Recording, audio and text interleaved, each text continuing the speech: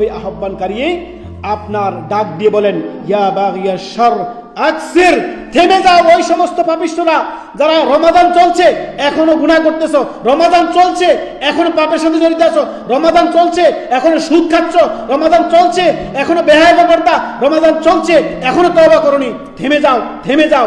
ইয়া বাগিয়াশ শার আকসির, আকসির, থেমে যাও, আর গুনাহ করিও না, আর পাপ করিও না, এখানে থেমে যাও। আল্লাহর ক্ষমার দিকে তওবা করে ফাকুল তুস্তাগফিরু রাব্বাকুম ইন্নাহু কানা গাফফারা, ফিরে আসো সেই রবের দিকে তওবা ইস্তেগফার করে, তিনি পরম করুণাময়, অতি দয়ালু, ক্ষমাশীল। কুল ইয়া ইবাদিয়াল্লাযিনা আসরাফু আলা আনফুসিহিম, হে আমার বান্দারা কত পাপ করেছো আমি ক্ষমা করব। অতএব ওই সকল মানুষরা যারা পাপিষ্ঠ রয়েছে তারা আল্লাহর ক্ষমার দিকে দ্রুত ধাবিত হবে, তওবা ইস্তেগফার করে এই রমাদান তারা ফিরে আসবে কার দিকে? আল্লাহর দিকে।